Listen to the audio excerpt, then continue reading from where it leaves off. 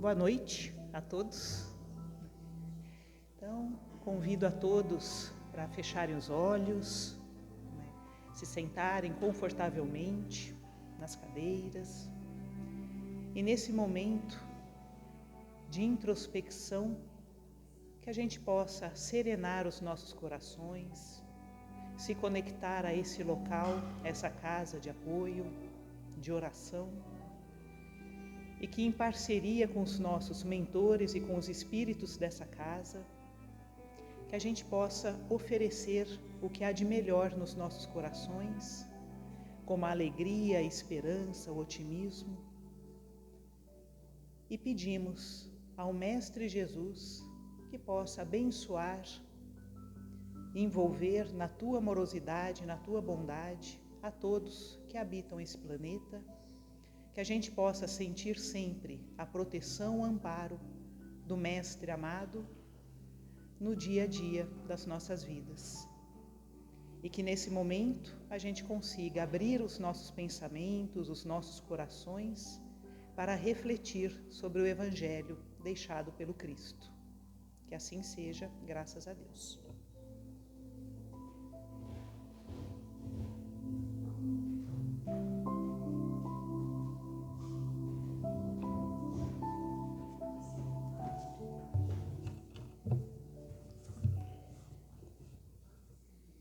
Boa noite, gente.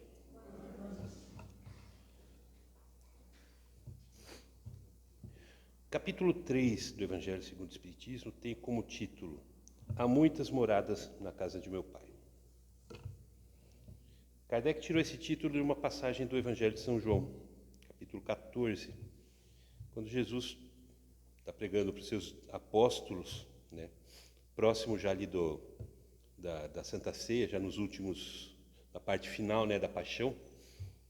E aí, dentre as recomendações, Jesus disse nessa passagem, né, que vosso coração não se turbe. Crede em Deus, crede também em mim. Há muitas moradas na casa de meu Pai. Se assim não o fosse, eu já vos teria dito, porque eu me vou para vos preparar o lugar. E depois que eu tenha ido e que vos tenha preparado o lugar, eu voltarei e vos retomarei para mim, a fim de que lá onde eu estiver, aí estejais também. Tá. Então, a partir dessa passagem, dessa singela frase de Jesus, reportando-se a múltipla existência de moradas que o Pai nos fornece, Kardec e a espiritualidade vão fazer um estudo sobre a pluralidade de mundos que o universo nos oferece como palcos de desenvolvimento do nosso progresso. Do universo conhecido, né, hoje não é mais o telescópio mais moderno é James Webb, acho que chama. Das imagens que ele conseguiu registrar, mais recentes, é possível extrair, aí os cientistas fazem isso por uma previsão, né? Algo em torno de 300 trilhões de galáxias, no recorte conhecido, né? Cada galáxia tem centenas de bilhões de estrelas. Cada estrela tem um sistema solar que lhe é próprio, como a Terra, né, pertence ao sistema solar do Sol. Então, se fizer uma conta aí, eu não sei quantos dígitos e não sei se talvez uma HP consiga fornecer os dígitos necessários para conseguir fazer a conta. Quantos planetas existem? Nesse recorte conhecido, assim, estimadamente conhecido do universo. Universo infinito. Então, agora, todos esses planetas servem para quê? Por que tem tanto planeta no universo? Todos eles têm essa finalidade. Eles servem de palco para o espírito. Agora, o espírito vai agir nesses planetas de acordo com o grau de desenvolvimento que ele já atingiu. Um espírito que já atingiu um grau de elevação plena, um espírito crístico, por exemplo, ele não vai precisar reencarnar. Ele não precisa de um planeta para reencarnar, porque ele não reencarna mais. Esses espíritos já deixam de reencarnar. Então, Para que ele precisaria de um mundo? Bom, não é porque ele não reencarna mais no corpo físico como o nosso, que ele não interage com outros espíritos, não realiza outras coisas, não tem tarefas, não tem ações. Aliás, muito mais do que a gente. Porque esses espíritos, nesse patamar último da evolução, eles atuam em comunhão direta com Deus, como co-criadores do plano divino de criação, né? de desenvolvimento da vida no universo. Então, eles precisam também, a gente pensa dentro da nossa métrica, mas eles precisam se reunir, precisam traçar diretrizes, precisam alinhar ações, planificações, né? Então, eles têm os seus lugares próprios para isso também. Da mesma forma, o espírito recém-criado, o espírito que se individualizou, né? Ele tomou aquele quinhão do princípio inteligente que vem evoluindo desde as priscas formas, adquirindo ao longo dos tempos os elementos necessários para sustentar e para desenvolver as sensações, todos os movimentos e os funcionamentos inerentes a uma estrutura biológica que virá a ser. Ele se individualiza, se torna espírito. Ele precisa também de um lugar onde ele comece seus primeiros passos, como a criança que precisa de uma primeira sala de aula, assim que ela começa a frequentar uma escola. Ele vai ter um mundo destinado para isso. Então, considerando dentro desse contexto que Deus, como Jesus mesmo afirmou, o Pai nunca parou de trabalhar, que é uma má notícia para quem vive contando na folhinha os dias da aposentadoria achando que vai descansar. E depois acha que depois que morrer, então aí sim é o descanso eterno. Lê do engano. Descanso era aqui. Lá é diferente. O Pai nunca parou de trabalhar. Então ele cria sempre. Espíritos novos estão surgindo todos os dias. Você precisa alocá-los em algum lugar. O universo se expande, né? Os cientistas afirmam isso, o universo está se expandindo. Então ele precisa. Agora, dentre esses trilhões de quatrilhões de quintilhões de planetas, de mundos existentes no universo, Kardec e a espiritualidade, eles conseguiram separar isso em 5 categorias. Uma separação básica, para poder dar uma ideia de como funciona a classificação desses mundos e a destinação para os espíritos que nele vão viver. Como é que eu vou saber que tipo de mundo eu vou reencarnar no prosseguimento da minha existência? Né? Hoje as coisas parecem que se acalmaram um pouco, né? Mas para quem viveu, quem foi adolescente, nos anos 80, época da Guerra Fria, né? Era uma ameaça aquilo lá. A gente via para a escola e toda hora falando no jornal e tudo, vai explodir, Terceira Guerra Nuclear, Terceira Guerra Mundial, União Soviética e Estados Unidos, aquela coisa toda, e filmes que falavam sobre isso, sobre uma guerra nuclear e os efeitos que aquilo... A gente fala, nossa... Aí a gente ia para casa, não, vou ouvir música. Aí você ouvir música, o hit da época, né, Alphaville, né? Quem conhece aquela música da Alphaville, Forever Young, fala da guerra nuclear. Aí você fala, nossa, vai explodir tudo. Agora passou, parece que mudou um pouco, né? Mas ainda assim, se a guerra até explodisse, onde que eu iria? Quais os critérios que iriam me definir de modo a me enquadrar nesse ou naquele mundo? Por que eu não reencarnaria em Júpiter? Vou reencarnar em Mercúrio, né? Dizem, né, não sei, aí Netuno, segundo a espiritualidade, né, na Revista Espírita, Kardec coordena isso, seria o planeta mais, aliás, Júpiter, desculpem. Júpiter é o planeta mais avançado do Sistema Solar, mais desenvolvido do Sistema Solar. Mercúrio seria um dos menos, né? Mercúrio e Plutão.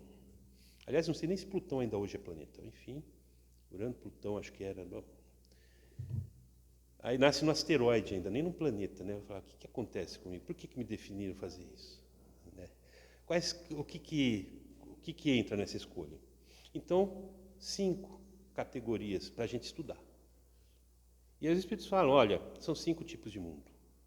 A gente pode trabalhar com esse conceito inicial, para entender o passo a passo evolutivo do espírito. Então nós temos os mundos primitivos, que são os mundos destinados ao espírito recém-criado. Ele começa a evolução, né?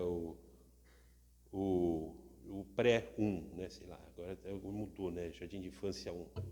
É o mundo primitivo, entende? É onde começa.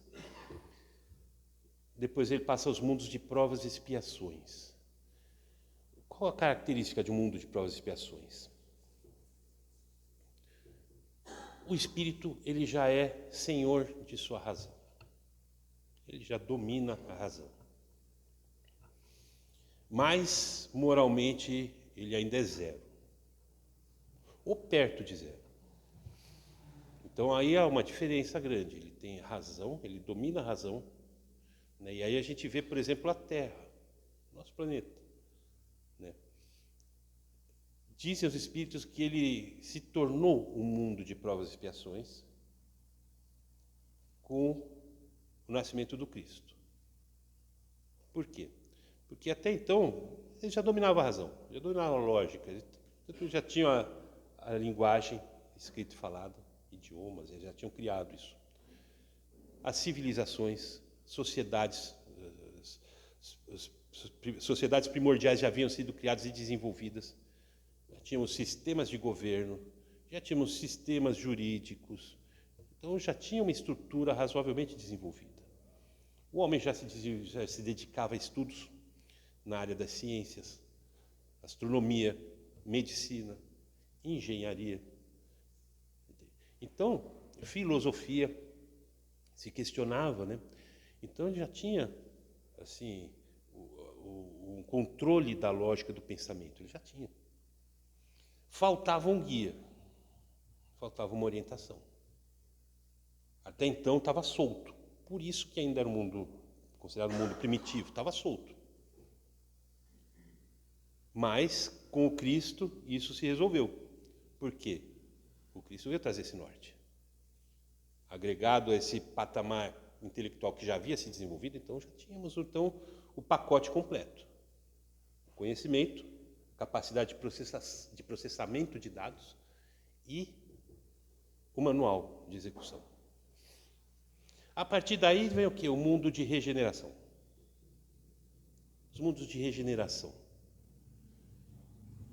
Como Santo Agostinho diz no capítulo 3, eles são mais ou menos como se fosse um piso de descanso para o espírito, que teve de lutar muito para transitar no mundo primitivo e principalmente por um mundo de provas e expiações e vencê-lo. Não é só estar nesse mundo que nos habilita aí para o mundo de regeneração. É preciso que a gente viva e o vença, como Jesus nos recomenda. Né? Tem de bom ânimo. Eu venci o mundo. Ou seja, vocês também podem vencer o mundo. Aí a alma tem um descanso. O mundo de regeneração é para isso, para o espírito recobrar suas energias. Depois da batalha, da luta, porque não é fácil, ele vai recobrar suas energias. Então é um mundo totalmente diferente do que a gente encontra na Terra. Modelo do padrão do mundo de provas e expiações. Totalmente diferente. É tão diferente ao ponto de, como Santo Agostinho fala, o espírito que conseguir acessá-lo, achar que está bom ali a evolução, não precisa evoluir mais. Isso aqui está tão bom para mim que eu estou bom, eu fecho um acordo, eu fico por aqui mesmo. Já está ótimo, e já está. Porque, olhando ao nosso redor, o que a gente encontra? É tudo que não vai existir no mundo de regeneração. Aí, a partir daí, os denominados mundos felizes. É um mundo onde o espírito, ele já não é mais só, ele já não tem mais apenas o domínio da razão, da inteligência. Ele já tem o domínio da felicidade. Porque ser feliz é um conceito que a gente ainda não consegue entender. Talvez seja esse o próximo aprendizado, né? Porque a gente costuma, nos estudos que a gente faz, qual a função do espírito no mundo de provas e expiações? O que a gente precisa aprender aqui? Se a gente pode dividir isso como se fossem classes de uma escola, qual que é o objeto de ensino no mundo de provas e expiações? É aprender a amar. Toda a didática do Cristo foi centrada no amor. Amai. Ele não cansou de nos recomendar isso. Amai. Amai. Amai. Amor. Ou seja, a gente pode deduzir daí que o espírito que se habilita a um mundo de regeneração, então ele já entendeu o conceito do amor. Não que ele pratique, porque não é esse o objetivo. Prática a gente vai desenvolver ainda com o tempo. Mas a gente entende o conceito de amor. Tá? Já entendeu? Perfeito. Aí vem a questão, sabe? Bom, depois que você entende isso, então o que mais tem para aprender? Você aprendeu o que é amar, o que falta aprender para o espírito, então? Né? É difícil da gente conseguir alcançar esse tipo de questão, porque são coisas que fogem mesmo do nosso limite. A gente ainda está aqui, né? Isso são questões lá da pós-graduação. Ainda estamos na 6ª série. Mas ser feliz é uma dessas questões. A gente ainda não sabe o conceito de felicidade. Os mundos felizes vão ser a morada desses espíritos que já sabem. Ser feliz não é ganhar nascer na oba, é dar felicidade ganhar nascer, é dar alegria, né? Claro. Mas não é a felicidade que Jesus tinha, sendo Jesus. A gente não tem o conceito, a gente tem o exemplo. Você olha para os exemplos de Jesus. Fala, era um espírito, lógico que era. Mas a felicidade dele não era assim, aquela coisa, aquela relação causa e efeito que a gente tem no nosso dia a dia, sabe? Se acerta alguma coisa, a satisfação, não é isso. É uma coisa muito maior. Está lá, esses mundos felizes, os espíritos que já estão nesse patamar. E aí depois disso vem os mundos perfeitos. A habitação dos espíritos perfeitos. Eles precisam também de algum lugar para ficar. Só que esse é um mundo completamente, vamos dizer assim, espiritual. Porque esses espíritos não encarnam.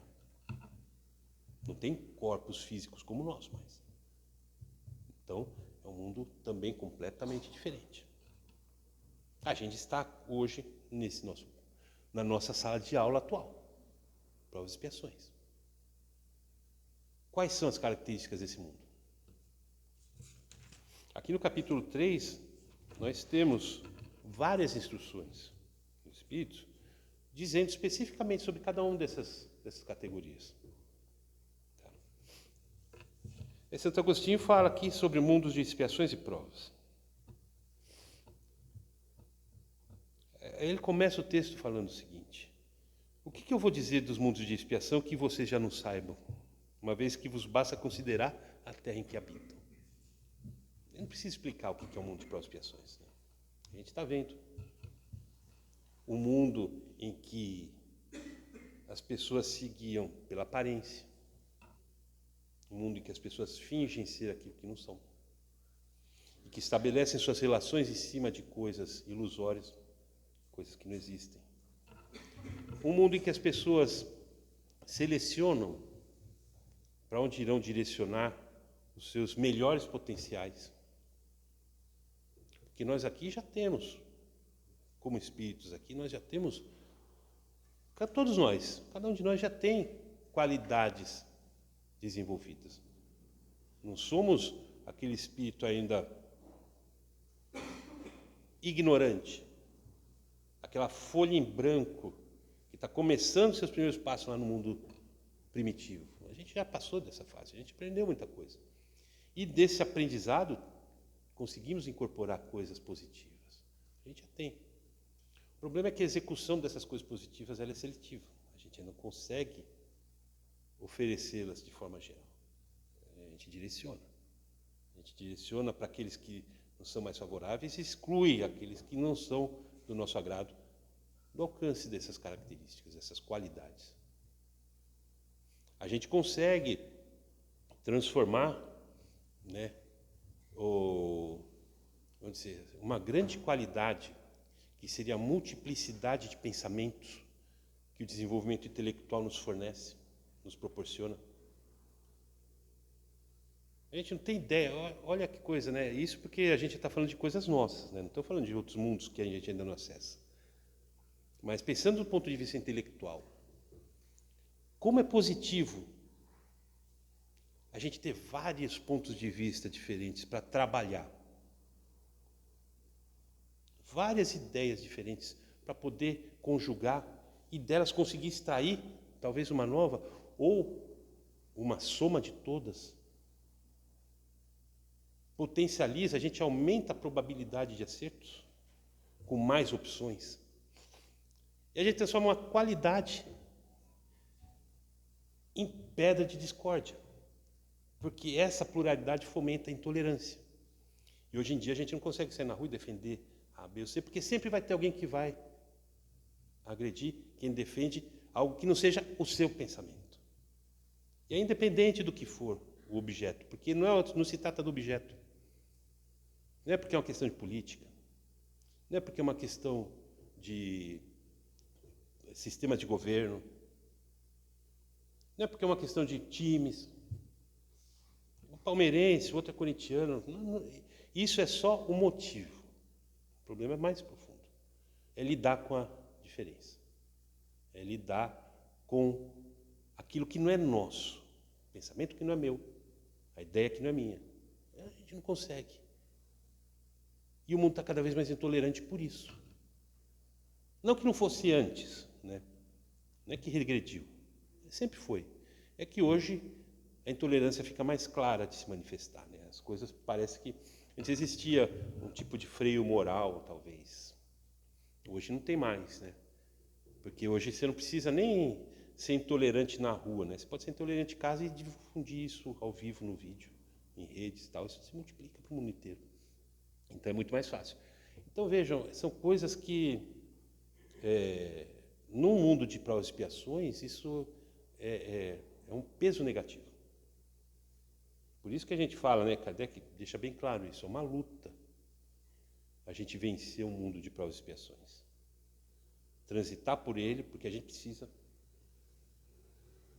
faz parte do processo. Mas a gente precisa vencer isso. Precisamos ser aprovados no final do ano. E é difícil lidar com isso. Não é fácil a gente sair na rua e estar no meio de tanta intolerância e ser tolerante. Não é fácil. Você sair na rua, você está no meio de tanta incompreensão e você ser aquele que compreende. Né? Tanta agressividade e você ser aquele que oferece pacificação. É muito difícil. Exemplos tem? Tem. A gente vai olhar no nosso passado, você fala, Gandhi, grandes nomes, Martin Luther King, pessoas que lutaram contra a segregação, contra a discriminação, contra a violência, contra a exploração. Puxa vida, eles devem ter sido muito bem recompensados pelo mundo, né, por esse trabalho. Foram. Um levou um tiro. Aliás, vários foram mortos, né? Gandhi foi morto, Martin Luther King foi assassinado. Né? Aí você fala, bom, essa é a recompensa que dá. Então, né, Jesus, o exemplo do Cristo. Né, o governador do planeta. Você pensa, o Espírito que criou esse planeta nosso. aquele que foi destinado a cuidar desse nosso planeta e da humanidade a ele inerente. Você já imagina, a Terra tem quanto tempo mais ou menos? 4,5 bilhões de anos, a idade geológica do planeta, né? Nessa faixa. Então, há 4,5 bilhões de anos atrás, Jesus Cristo já era Jesus Cristo, em termos de evolução. Ele já era. Então, você imagina o tamanho desse espírito. Aí ele vem na Terra com um único propósito. Eu vou levar para esse povo um guia, para que eles possam agora, então, conduzir-se da forma certa. Eles já estão preparados para entender. Então, agora eles vão receber. E para não ter dúvida, eu vou simplificar. Eu vou mostrar como é que se faz, para que eles possam copiar, então, aproveitar ao máximo esse projeto de evolução que eles têm de executar. Qual foi a recompensa que ele ganhou? A gente sabe. Tudo bem, isso foi há 2.000 anos atrás, né? Será que se ele estivesse aqui hoje não ia receber a mesma recompensa? Talvez não fosse tão violenta. Talvez eu fosse cancelado, né? Vamos cancelar. Hoje, pelo menos isso, né? A gente troca, não é tão violento mais como era no passado. Não precisa crucificar alguém. Cancela. Não. Mas é uma coisa que pega, porque é aquilo que a gente vive. Aí vai falar assim, mas, poxa, tem que ser assim? Bom, não é que tem que ser assim. O planeta é assim por causa das características dos espíritos que vivem nele. É um planeta destinado para esse tipo de espírito, que ainda está nesse nível. Ele ainda tem esse grau de aprendizado, ele precisa. É aqui. Não tem outro, você não vai pular por salto. Do jeitinho já matricula lá mas não tem isso. Aqui é realmente meritocracia. A coisa funciona realmente sobre isso. Se você conquista. Agora, é difícil, mas aí a gente olha em volta e vê tudo o que acontece. E isso nos pesa. Mas falta a reflexão de que a gente olhar para o que está em volta e olhar para si mesmo e falar assim, se eu tô nesse meio é porque eu também estou assim, eu também sou assim. Eu também tenho esses caracteres. Agora, se isso me desagrada, então eu tenho que tirar isso de mim. Ou seja, a gente tem que usar isso para trabalhar em nosso favor. E não é isso que acontece. É isso que está difícil de acontecer. Que a gente se submete, a gente se deixa levar pelo arrastão. A gente se enche de boas intenções. A gente vem aqui, estuda, entende, assiste as palestras, pesquisa no YouTube, tem a literatura, desde Kardec até as mais novas, mais recentes. Tem muita coisa que Chico Xavier escreveu, por Emmanuel, por André Luiz. Mas aí você vai praticar. Aí você fala, como é que eu vou levar equilíbrio no meio do desequilíbrio? Como é que eu vou levar compreensão no meio da fogueira? Como é que eu vou perseverar? Porque levar a gente até quer, mas é no primeiro encontrão, no primeiro tapa na cabeça que a gente leva, você já quer evitar. Isso é uma coisa curiosa, porque, vamos dizer assim, quase 80% da população brasileira, ela é filiada a alguma filosofia religiosa.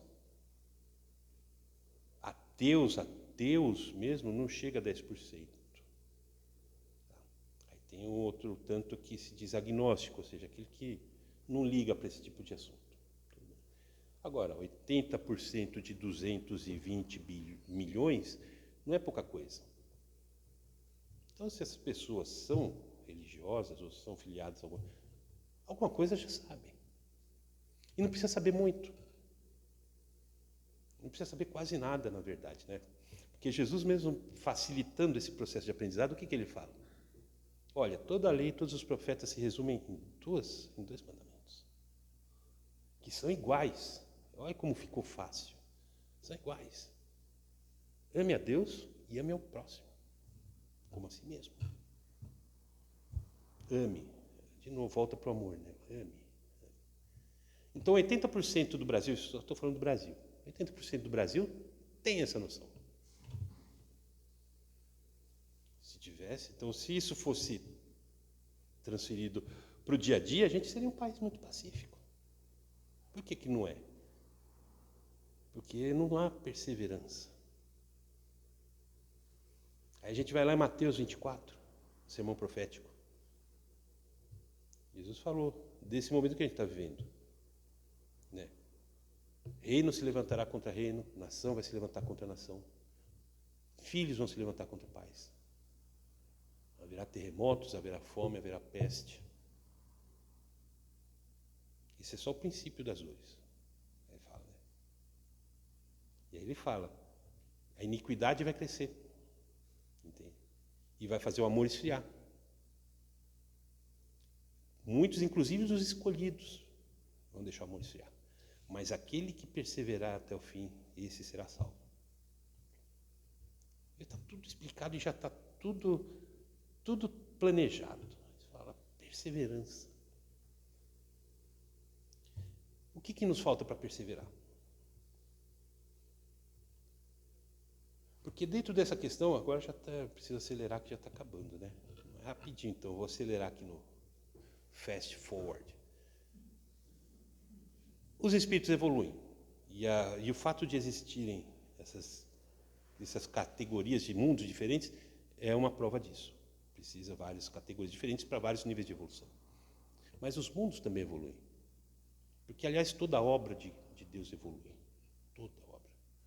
A matéria mais rudimentar, ela evolui também. A Terra também está evoluindo. Aliás, a Terra já passou por essa fase inicial. Quando ela foi criada, ela era um mundo, considerada também um mundo primitivo. Tanto que nos recebeu lá, né, a formação da humanidade na Terra. Começou aqui, a gente começou a nossa existência aqui, do zero. Se tornou um mundo de provas e expiações. E está por se transformar em um mundo de regeneração. Está evoluindo. Nós estamos no meio dessa transformação. No meio. Você fala, provavelmente, na nossa próxima reencarnação, a Terra já será um mundo de regeneração. Você fala, eu vou estar habilitado para reencarnar aqui? Eu perseverei o suficiente para poder, então, agora ter o meu descanso, né, vamos dizer assim, usando os termos aqui de Santo Agostinho, para ter o meu descanso no mundo de regeneração, na Terra como mundo de regeneração. Né, herdando tudo que já foi construído até agora, só que numa outra energia, numa outra vibração. Ou será que eu vou ter que buscar outra classe? O espiritual. É o êxodo, o degredo. Na verdade, é a reprovação, né? É a rematrícula em outra sala. O espírito vai viver em outro mundo. Você não vai conseguir ainda aqui. Faltou. Você vai ter que ainda então completar. Aí você volta. Mas as leis de Deus, elas sempre tiram o bem das situações mais adversas. Eu vou ter que sair da Terra. Vou ter que ir para um outro planeta que esteja ali adaptado ao meu nível de evolução. Tá?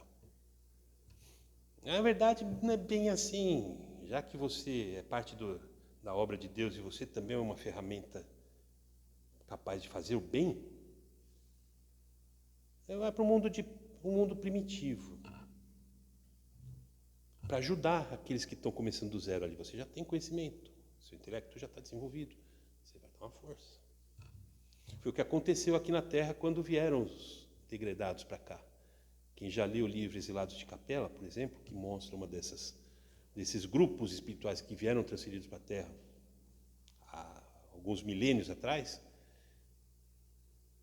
já tem a noção desse conceito. Então, corre-se o risco da pessoa que hoje está muito bem acostumada e confortada em viver na sua sala, no seu sofá com couro de alcântara, a sua televisão de plasma de 86 polegadas, entende? O frigobar com uísque de 18 anos, pijama de seda, com seu Audi na garagem, aí acordar no mundo primitivo. Mas eu vou voltar para o mundo primitivo. Mas você vai ajudar os outros que estão ali, estão começando, né? Com a sua experiência, você vai conseguir orientar eles para caminhar mais rápido. morar em cavernas, vestir pele de animal. Né? Aí o espírito, com essa desgosto que ele sente, porque a gente esquece as coisas quando reencarna, mas não perde a reminiscência, que está ali no espírito, no livro do espírito. Aí vai lá e ele vai escrever uma Gênese, de novo, uma outra história de Adão e Eva, como escreveram aqui os capelinos quando vieram. A gente foi expulso do paraíso. E mandaram a gente pro buraco do universo para comer o pão com o suor do nosso rosto. É a sensação daqueles que foram expulsos de um mundo que já era muito mais evoluído que a Terra e tiveram que recomeçar o projeto aqui, no mundo primitivo. A gente pode, pelo menos, ter essa vantagem se a gente cai nessa situação. A gente pode ser um dos autores da próxima Gênese desse mundo primitivo onde a gente for. Ou patentear tudo que a gente já sabe e pelo menos ficar rico, né? Já que vai ter que voltar lá para trás e falar, mãe, eu lembro de alguma coisa, como era um celular, eu já patentei ali, fica dono da Motorola do futuro lá do outro planeta. Bom. Mas uma coisa que a gente precisa levar a sério é isso. É preciso que a gente persevere. O elemento que faz com que a gente passe de ano e transite por essas categorias diferentes é a perseverança. Nascer aqui, todo mundo nasceu e a gente está, isso só não é uma condição que vai nos fazer passar de ano. Ela só nos dá a visão do que é necessário. Agora a gente precisa fazer. Então entender isso daqui é entender especialmente o peso da nossa contrapartida nisso tudo. Tudo é planificado, está tudo certo, as categorias estão certas. A Terra, por pior que possa nos parecer, ela não está fora de esquadro. Porque o problema da Terra é nosso. Quando a gente melhorar, as coisas melhoram. Mas aí é a nossa parte, é a nossa contrapartida. Vamos viver num mundo de regeneração? A gente tem que fazer ele começar a acontecer a partir de hoje, no nosso mundo íntimo. Essa é a ideia que a espiritualidade passa aqui, que Kardec passa aqui. Está tudo pronto, só depende da gente. Então, a recomendação que volta a ser feita, estudar. Né? Temos neurônios suficientes para isso, cérebro suficiente para isso, estude. Gaste, né? Não gasta. Pode usar à vontade que não vai gastar. Tá? Capítulo 3, né? Mundos, as moradas da casa do Pai. Muitas. Entende? Tantas que a gente não tem mais medo que possa ter uma guerra nuclear. Explodiu, a gente vai para outra. Chico falava isso, né? Vai para outra. Não tem problema, isso não é mais um medo. O medo é a gente continuar preso aqui. Eu não consigo sair disso. O que está acontecendo? Isso tem que dar medo na gente. Porque é um problema meu. Entende? É algo que eu posso resolver e só eu. Aí sim, aí a gente tem que prestar atenção. Então, agradeço a paciência de vocês, que vocês tenham uma ótima semana, que Deus os abençoe a todos, e capítulo 3 para a gente estudar, tá bom? Muito obrigado. E agora, convoco o senhor Daniel para fazer a prece de encerramento, certo?